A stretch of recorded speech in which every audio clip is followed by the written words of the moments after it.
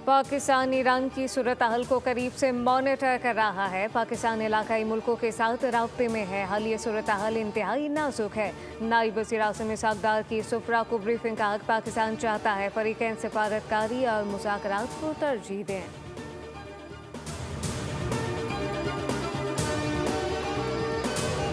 Iran ने Kuwait में अमरीकी फौजी अड्डा तबाह कर दिया। बहरीन में मौजूद अमरीकी फौजी अड्डे पर भी ड्रोन हमलों से शदीद नुकसान पहुंचा। ईरान ने दावा किया कि खत्ते में मौजूद अमरीकी फौजी अड्डों को निशाना बनाकर बड़े पैमाने पर नुकसान पहुंचाया। खलीज टाइम में अमरीका के मुताबिक तैयारे गिर कर तबाह होने का दावा किया।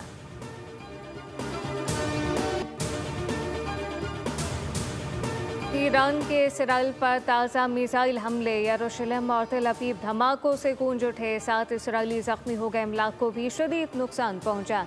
मुतादिद गाड़ियाँ तबाह, सायरन बज उठे। गुज़िश्ता रोज़ मकबूजा बैतुल मक़दस के इलाके बैतुल शमेश पर ईरान ने फतह 2 मिसाइल से हमला किया, जिसके नतीजे में 9 इसराइली हलाक और दर्जनों जख्मी हो गए। कई इमारतें मलबे का ढेर बन गई, जबकि मुतादिद गाड़ियाँ भी तबाह हुई। ईरान की जानिब से रात का इसराइल पर मज़ीद मिसाइल दाखिल गए, जिनमें एक दिफाई इमारत को निशाना बनाए जाने की इत्तला है। इसराइल के जनूबी इलाके में सायरन बज उठे। अस्पतालों में इमरजेंसी नाफिज कर दी गई। अमरीका, इसराइल और ईरान कशीदगी के बाद दुनिया भर की स्टॉक मार्केट में भूचाल। पाकिस्तान स्टॉक मार्केट में शदीद मंदी। मार्केट में 16,000 से ज़ायद पॉइंट की कमी रिकॉर्ड की गई। 100 इंडेक्स 1,51,972 पॉइंट पर बंद।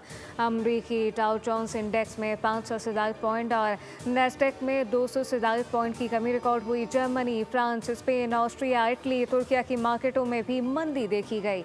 Mumbai, Japan, Korean stock market में भी गिरावट, जबकि मुत्तहदा अरब अमारात के स्टॉक मार्केट को 2 दिन के लिए बंद करने का फैसला। कुवैत स्टॉक मार्केट को भी अगले नोटिस तक बंद रखने का ऐलान किया। अब नए हरमस बंद होने से खाम तेल की कीमत में बड़ा इजाफा। दूसरी जानिब ब्रेंट खाम तेल की कीमत में 5.79% का इजाफा रिकॉर्ड किया। खाम तेल की कीमत $4.22 बढ़कर $77.09 फी बैरल हो गई। आलमी बाजार में सोने का भाव $87 इजाफे से $5,365 फी औंस हो गया। आलमी मंडी में पेट्रोलियम मसनूआत की कीमतों में इजाफे के बाद वज़ीर आज़म शहबाज शरीफ ने कीमतों और रसद की मॉनिटरिंग के लिए 19 रुकनी कमेटी कायम की। कमेटी पेट्रोलियम मसनूआत की कीमतों में इजाफा, दस्तयाबी, स्टॉक पोजीशन का रोज़ाना की बुनियाद पर जायज़ा लिया जाएगा। अपनी रिपोर्ट बराह रास्त वज़ीर आज़म को पेश होगी। वफाकी वज़ीर ख़जाना मोहम्मद औरंगज़ेब कमेटी के कन्वीनर होंगे। अमेरिका ने ईरान की 48 अहम शख्सियात को मार दिया। पूरी ईरानी लीडरशिप मारी जा चुकी। बहुत से लोग हथियार डालना चाहते हैं। अमेरिकी सदर का नया दावा। खिताब में कहा कि पासदारान इनकलाब की तनसीबात ईरानी फ़िज़ाई दिफाई निज़ाम को निशाना बनाया। 9 बहरी जहाज़ और ईरानी बहरिया की इमारत को भी निशाना बनाया गया है। पासदारान इनकलाब ईरानी फ़ौज और पुलिस हथियार डाल दें तो इस्तिस्ना मिल सकता है। हथियार ना डाले तो मौत का सामना करें। अमरीकी सदर ने कहा कि अहदाफ के हुसूल तक फ़ौजी ऑपरेशन तो जारी रहेगा। मज़ीद अमरीकियों की हलाकतों का इम्कान है। अमरीकियों की हलाकतों का बदला लेंगे। जंग 4 हफ्ते तक भी जारी रह सकती है। ट्रम्प ने कह दिया कि अमरीका ईरानी शहरियों के साथ है। ईरानी अवाम इस मौके से फ़ायदा उठाएं और अपना मुल्क वापस लें। ईरान का अमरीका और इसराइल को जवाब। 560 अमरीकी फ़ौजी मारे गए। ईरानी सरकारी मीडिया का दावा। पासदारान इनकलाब का कहना है कि 3 अमरीकी और बरतानवी ऑयल टैंकर को भी मिसाइलों से निशाना बनाया कि अमरीकी और बरतानवी टैंकर अब खलीज फारिस और अबनाए हरमस में जल रहे हैं। उधर लबनान की मुज़ाहमती तंजीम हिज़्बुल्लाह भी जंग में शामिल। ईरानी सुप्रीम लीडर आयतुल्लाह अली ख़amenei पर हमले के इंतकाम के तौर पर इसराइल पर मिसाइल और ड्रोन फायर कर दिए। हिज़्बुल्लाह ने अपने बयान में कहा कि इसराइली शहर हैफा में मिसाइल डिफेंस सिस्टम पर हमला किया गया। क़यादत हमेशा इस बात पर जोर देती आई कि इसराइली हमलों के तसलसल और हमारे कायदीन, नौजवानों, आवाम के कत्ल ने हमें अपने दिफा और मुनासिब वक्त और मुनासिब जगह पर जवाब देने का हक दिया है।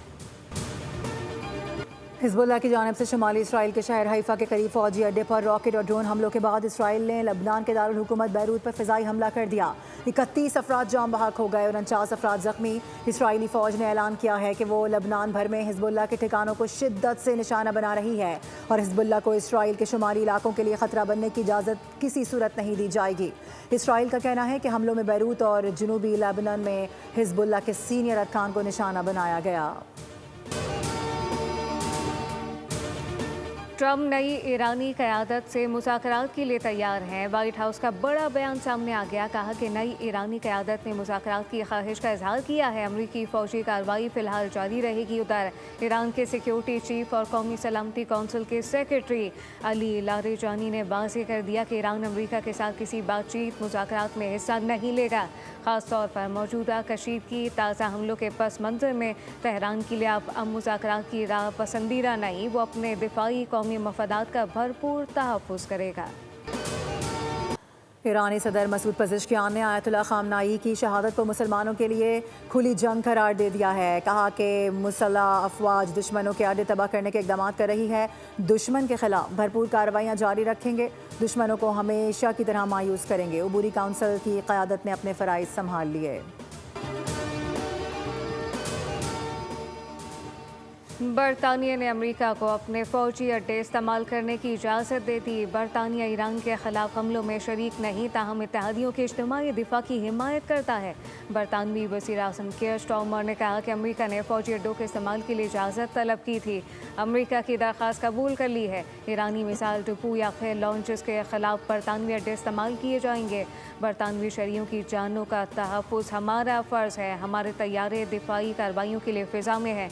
खलीजी पार्टनर दिफाई ताबून का मुतालबा कर रहे हैं।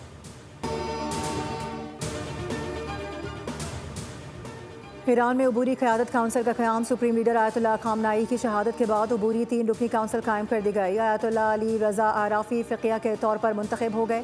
काउंसिल आर्जी तौर पर सुप्रीम लीडर के फ़राइज़ अंजाम देगी। काउंसिल के दीगर अरकान में सदर मसूद पज़ेश्कियान और सरबरा अदलिया ग़ुलाम हुसैन भी शामिल। ब्रिगेडियर जनरल अहमद वाहिदी पासदारान इनक़लाब के नए कमांडर मुकर्रर कर दिए गए। ईरानी फ़ौज का ख़ामनाई की शहादत का बदला लेने का ऐलान।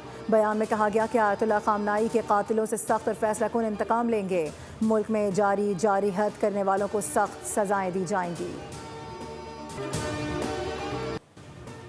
आयतुल्लाह अली ख़ामनाई की शहादत के बाद ईरान की सुप्रीम नेशनल सिक्योरिटी काउंसिल के सेक्रेटरी अली लारेजानी ने बुरी क़यादत संभाल ली। लारेजानी ने कहा कि ख़ामनाई की फ़िज़ाई हमले में शहादत के बाद एक आर्जी काउंसिल कायम की गई। अली लारेजानी ईरान की सिक्योरिटी इस्टेब्लिशमेंट में कलीदी किरदार अदा कर रहे थे। वो जौहरी मुज़ाकरात से इलाकाई ताल्लुकात, दाखिली बदअमनी से निमटने तक वसी उमूर की निगरानी कर रहे थे। अली लारेजानी आला सरकारी ओहदों पर फाइज रह चुके। इन्हें अगस्त में सुप्रीम नेशनल सिक्योरिटी काउंसिल का सेक्रेटरी मुकर्रर किया गया था। वो माजी में भी ये ओहदा संभाल चुके हैं और इन्हें ख़ामनाई का करीबी काबिल एतमाद साथी समझा जाता था। सदर आसिफ अली जरदारी और वज़ीर-ए-आज़म शहबाज शरीफ का हुकूमत पाकिस्तान की जानिब से ईरान के सुप्रीम लीडर आयतुल्लाह ख़ामनाई की शहादत पर अफसोस का इजहार। सदर जरदारी ने कहा कि गम की घड़ी में ईरानी बहन भाइयों के साथ हैं। वज़ीर-ए-आज़म ने कहा कि आयतुल्लाह ख़ामनाई की शहादत पर हुकूमत और अवाम की जानिब से इजहार ताज़ियत करता हूँ। वज़ीर-ए-आज़म का आलमी क़वानीन की खिलाफ वर्जी पर भी इजहार तशवीश। कहा कि रिवायात के मुताबिक रियासतों के सरबराहान को हदफ नहीं बनाया जा सकता।